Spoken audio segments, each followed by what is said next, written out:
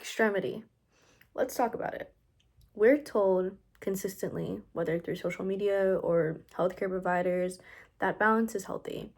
Sleep more, manage your stress, protect your boundaries, avoid burnout. The standard self care rhetoric.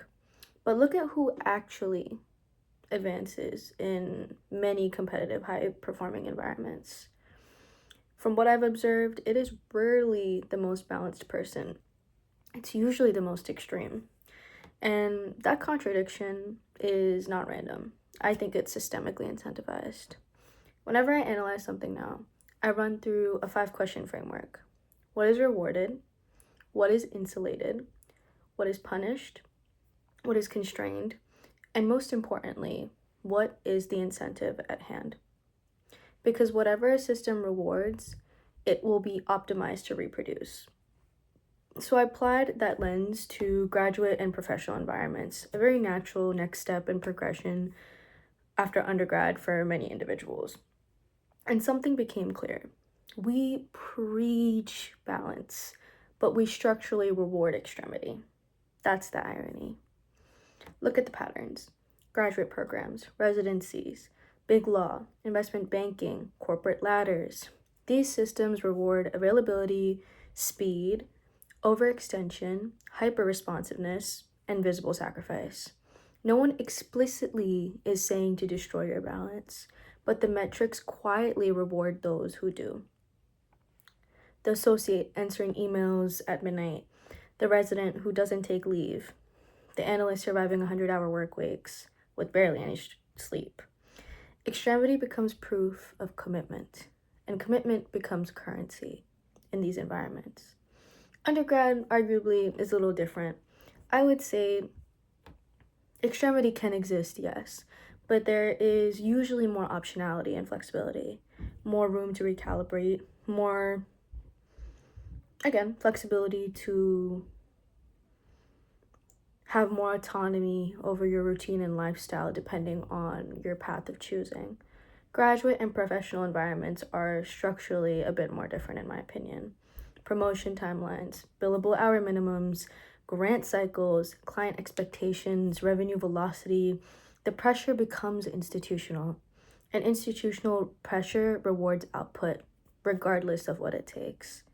Volume, not equilibrium. The irony is most obvious in healthcare. Physicians are trained to advocate for sleep hygiene, stress reduction, proper diet. We medically understand that sleep clears toxins from the brain, that chronic sleep deprivation impairs cognition, that stress dysregulates the nervous system. Yet residency culture historically normalizes fragmented sleep. 80-hour work weeks, missed weddings, missed family milestones. We understand biologically what the body needs. But professionally, people are rewarded for overriding it. Working past a biological need to show proof of competence for some reason. That is the contradiction at hand. In investment banking, all-nighters signal hunger, passion, ambition, extreme availability signals seriousness. Revenue speed is rewarded. Balance does not accelerate deal flow. In corporate law, billable hours determine progression. Responsiveness retains clientele, and sacrifice signals dedication.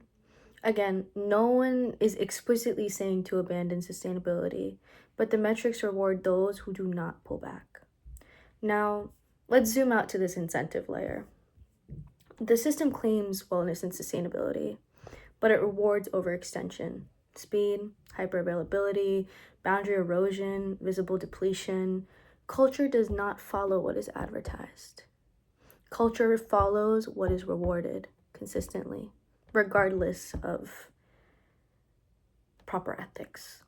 Extremity becomes normalized, balance becomes invisible, and psychologically, this conditions and trains a certain mindset. Guilt around rest, anxiety and stillness, identity tied to exhaustion, self-worth measured in sacrifice. Balance starts to feel indulgent, like a luxury. Not because it is, but because it is rarely publicly rewarded. When extremity becomes the entry cost to prestige, people naturally start searching for loopholes and alternatives. And this is where I'd say social media and personal branding becomes interesting. If success can be decoupled from 100-hour work weeks, that is attractive to many people. Autonomy over schedule feels liberating when prestige feels biologically extractive. That shift is not random. It's reflective of an incentive response. So the deeper question becomes, if balance is biologically optimal, but extremity is professionally rewarded, what exactly is the system really, truly optimizing for? Not health, not sustainability, concentrated output. And concentrated output, often with how the structures are built, require sacrifice consistently or in an extreme manner. We do not live in a culture that explicitly hates balance. We live in a culture that says it values balance while structurally rewarding the complete opposite, those who operate in the extremes.